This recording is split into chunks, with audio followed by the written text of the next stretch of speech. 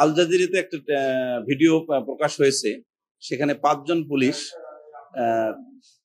তাকে আহত করেছেন বা জখম করেছেন।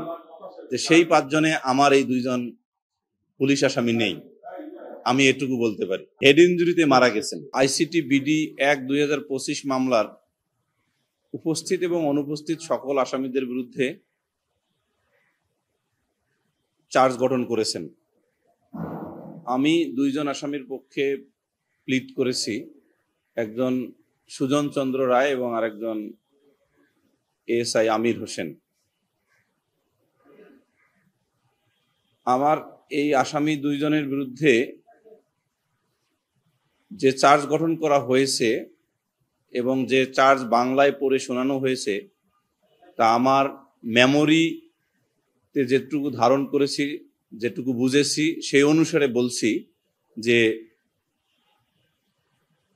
আপনি সুজন চন্দ্র এবং আপনি আমির হোসেন গত 16/7/2024 ইংরেজি তারিখে বেলা 2:17 ঘটিকার সময় বেগম রোকেয়া বিশ্ববিদ্যালয়ের 1 নম্বর গেটের সামনে ঢাকা রংপুর রোডের পশ্চিম পার্শ্বে আন্দোলনকারী নিরস্ত্র আবু সাইদকে গুলি করে হত্যা করেছেন। এই গঠিত অভিযোগের বিপক্ষে আসামিদ্বয় তাদের নির্দোষিতা প্রকাশ করেছেন এবং বলেছেন যে তারা ন্যায় বিচারের স্বার্থে বিচার ক্লেম করেন, এবং এই চার্জের পক্ষে প্রসিকিউশন যে সাক্ষ্য উপস্থাপন করবেন আগামী নির্ধারিত 27/8/2025 ইংরেজি তারিখে, তার বিপক্ষে আসামিদ্বয়ের পক্ষে জেরার মাধ্যমে ইনশাল্লাহ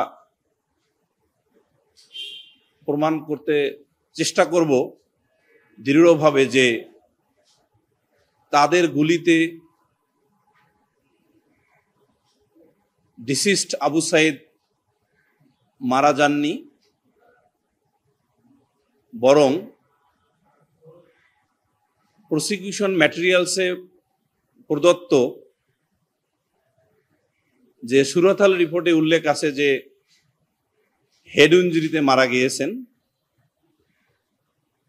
এই বিষয়টি ট্রায়ালে প্রমাণিত হবে বলে বিশ্বাস করি। প্রসিকিউশন ম্যাটেরিয়ালসে সুরতহাল রিপোর্টে দেয়া আছে, সেই সুরতহাল রিপোর্টে উল্লেখ করা আছে যে হেড ইনজুরিতে মারা গেছেন,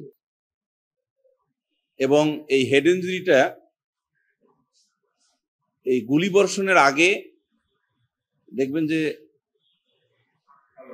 আল জাজিরাতে একটা ভিডিও প্রকাশ হয়েছে, সেখানে 5 জন পুলিশ তাকে আহত করেছেন বা জখম করেছেন। যে সেই 5 জনে আমার এই 2 জন পুলিশ আসামি নেই, আমি এটুকু বলতে পারি। পোস্টমর্টম রিপোর্টে কিন্তু দুটো বিষয় উল্লেখ আছে, একটা হলো above mention injuries. Above mention injuries বলতে দুটো ইনজুরিকে ইনক্লুড করে, একটা হলো head injury as well as 12 point যেটা সররা গুলি, সেই গুলির ইনজুরি। এখন ট্রায়ালে প্রমাণিত হইবে যে আসলে কোন ইনজুরিটাতে ভাইটাল ছিল এবং কোন ইনজুরির কারণে তার মৃত্যু ত্বরান্বিত বা সংঘটিত হয়েছে। It's a matter of trial through the assessment of evidence.